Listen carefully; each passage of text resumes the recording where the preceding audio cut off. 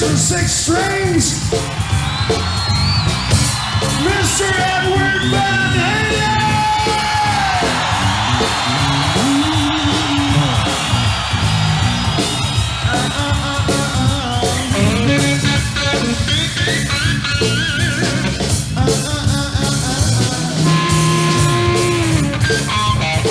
Hi everybody, welcome to another edition of Dave C's G.I. Joe commentary.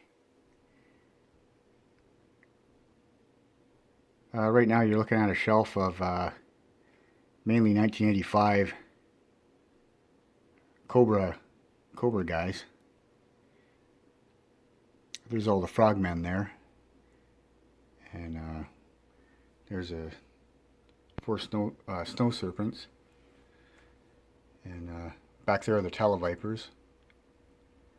I think there's 5 of them there. And I've got a mint on card 1985 Cobra Eel, Frogman. And over here, 2 Crimson Guardsmen 85s and a couple 85 lampreys. But yeah, anyway, don't want to get too involved with all them. Just looking at this guy back here, which me and my son the other day both agreed that it's our favorite piece in our collection. And I've got an interesting story behind this one too, so I'm going to pull this thing out, and we'll set it up on the flag and take a look at it. And we'd rather get other figures and guys and accessories and stuff instead of that. But anyway, yeah, so this is a carded version of a straight arm from '82, the same one that I got back then. And in 1982, it was $2.99 at a store called Zayre, which is obviously an American store. If anyone out there knows anything about that store, I'd like to know, because I don't really know that one. We didn't have that up here. And Hector Greedo did this art, and came with the Dragunov SVD sniper rifle, which I always thought was a really cool weapon for a soldier to have.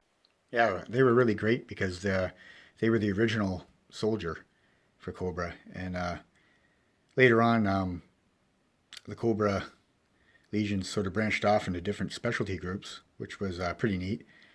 But pretty much the basic grunt guy is him. So you're looking right now at the bare bones Cobra guy. That they'd have probably more of these guys than anybody else, and yeah, that's another reason why I like them. Yeah, but anyway, here's all my Cobra soldiers that I have, mixed in with some officers too. And the Cobra Soldier had a red Cobra logo on the chest, and had knee pads, and a little bit different chest piece with a gun on it, whereas the officer had a silver chest logo with a chest piece having more spots to hold ammunition, some ammo pouches, and didn't have the knee pads. And on the top of the helmet, it had a chevron, which indicated officer. And the back of the box for the 83 Command Center, there's a jail, and that had a picture of some baddies in it, locked in there.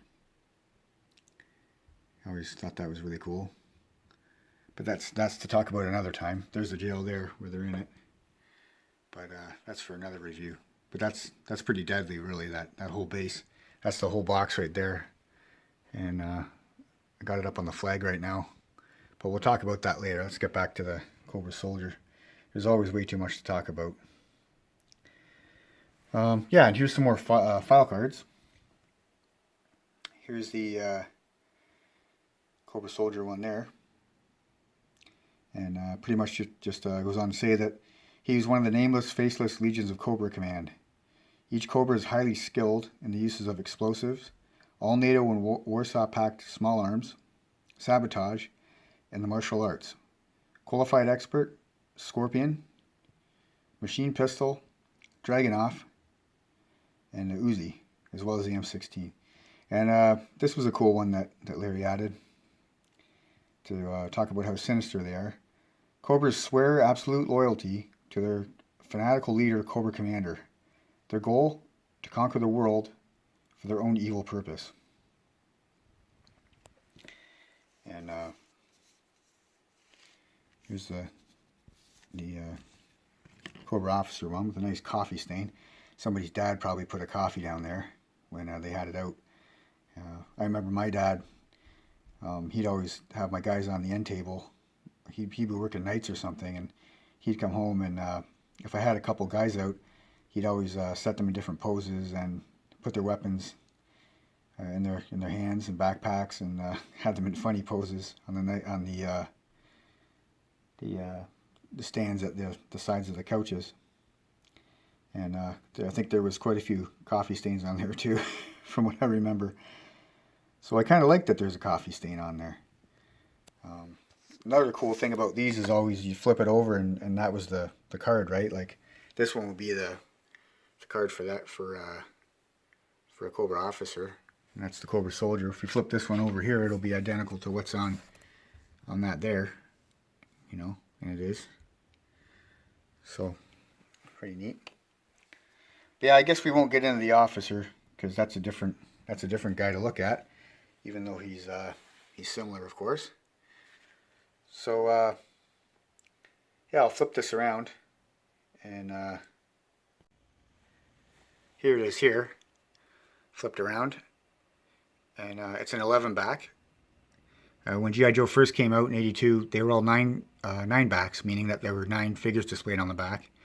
But when the Cobra Officer and Soldier came out, they added the 2 Cobra guys, so the Joes could have some bad guys to fight.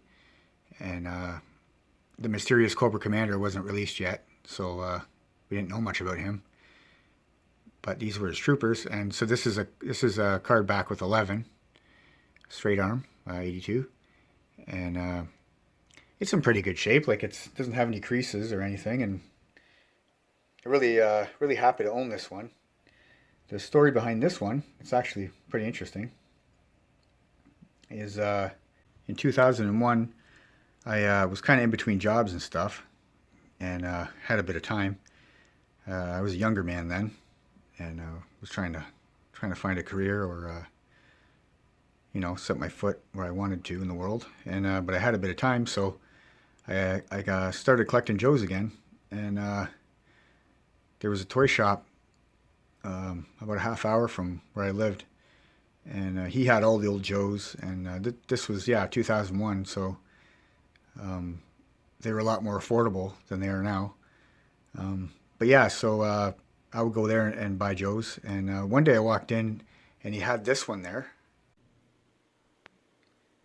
Menton card, and he had it up on a shelf, and I couldn't take my eyes off it. It was so beautiful. It brought me back in time to being 7 years old again, and because back then this was my favorite. I mean, for the Joes it was Stalker, and but for Cobras this was the first one I fell in love with. So I just had to have it. So I bought it, and it was a little bit expensive, but not really too much. But anyway, about 6 months later, I met my wife, who, well, she turned out to be my wife. At the time, we weren't obviously that far along yet. But anyway, I met her, and I needed money to go and visit her, but I didn't really have enough because I wasn't really working and stuff. So I sold all my Joe stuff back to that guy, including the '82 Cobra Soldier. And with that money, I bought a plane ticket to be able to fly to Germany, where she lived. And so that's part of the story. That's pretty cool. She's my wife now, so we got married and had a kid and bought a house and all that. So it's got a happy ending for sure. But the other part of it is when I started getting back into collecting again around 2007, 2008, there was one of these up for sale by a lady, and she had it on there at a really affordable price, and I sort of wondered about that because, you know, maybe I thought that she didn't know what it was worth.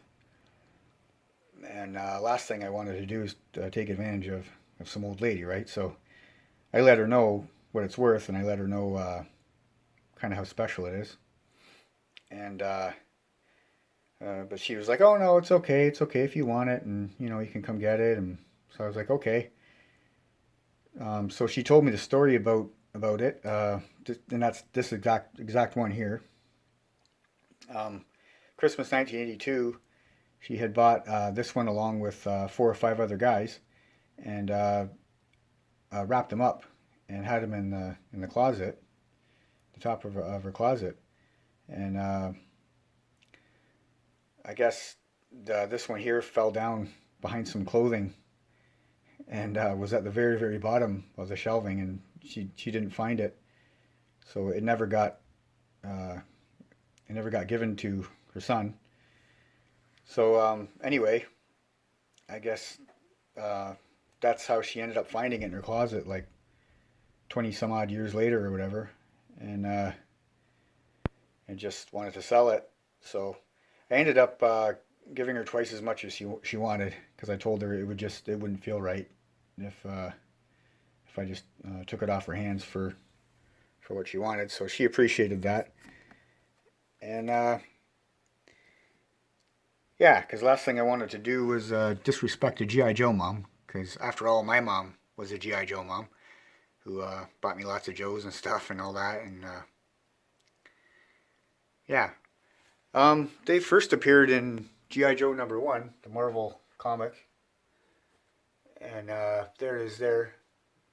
A little bit sunny out today, kind of coming in the window down here, so hopefully you can see it.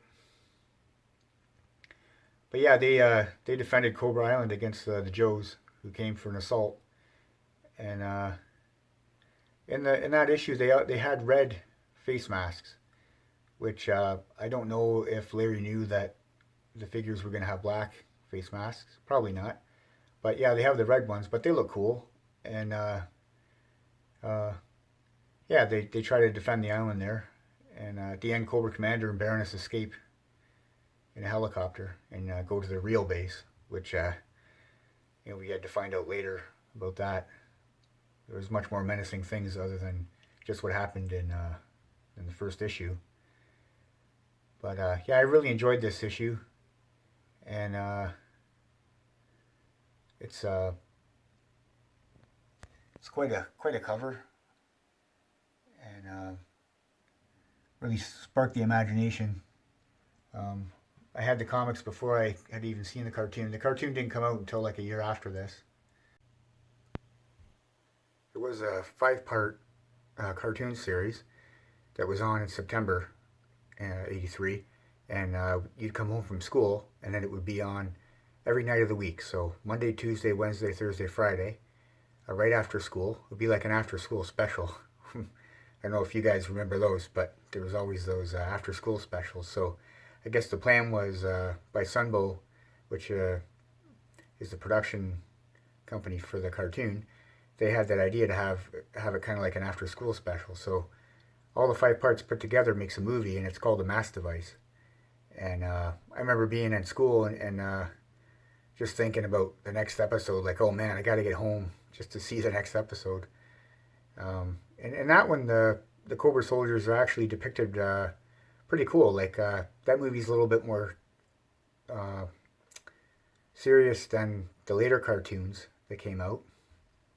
Like Cobra was actually pretty tough, and later on it kind of went down a bit of a silly road where, you know, they kind of made the Cobra Soldiers kind of like stupid.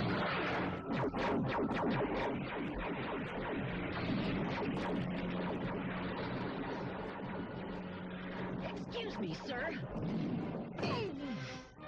And you know, not so bright and kind of pushovers. And I never really liked that. I always kind of liked Larry's take on it. That, you know, yeah, they're bad guys, but they've obviously had some kind of military training, and you know, they got martial arts and different tactical training, so they're not going to be that dumb. So, you know, they're not going to be able. It's not going to take only one Joe to kill like 50 of these guys, right? But in the cartoon, it kind of got like that after the first movie, which was okay. I mean, I still enjoy the cartoon, but to me, the comic book will always be the best part of that. Here's all the first issues on the top there. Pretty much the first year all along the top. And then you get into 83 there when the cartoons started coming out, and then different things were going on.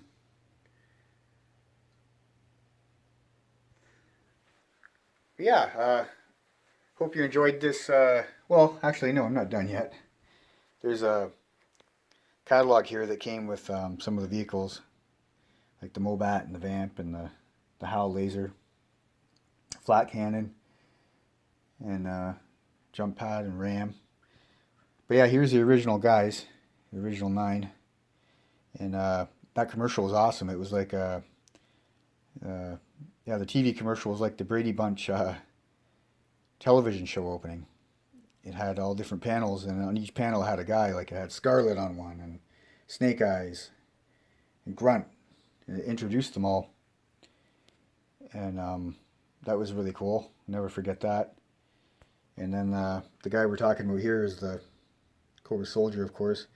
And as you can see there, the prototype guys look quite a bit different than what you actually got. In this case, this is really cool. It's definitely my favorite Cobra Trooper of all the Cobra Troopers. And I was able to get quite a few of them over the years. And I'm happy about that because they kind of signify the old school G.I. Joe, like the beginnings. Like later on you got into, they're still cool, but guys like this, like they kind of got brighter, and you know, as the 80s went on there with the hairbands and all that stuff, and the brightness, hairspray and all the puffy stuff and all that, G.I. Joe got like that too. So not all of them were bad though. I mean, the Night Viper down there is one of my favorites, and that was an awesome one that came out later. Alley Viper is pretty cool, and well, they're all cool. I mean, I like them all. It's not that I don't like them. It's just that they don't really compare to the original guys, a faceless organization of Cobra Command, led by Cobra Commander. But yeah, okay. Thanks a lot, guys. That was really fun doing another video, and I hope you enjoyed it. And we'll see you next time. Bye.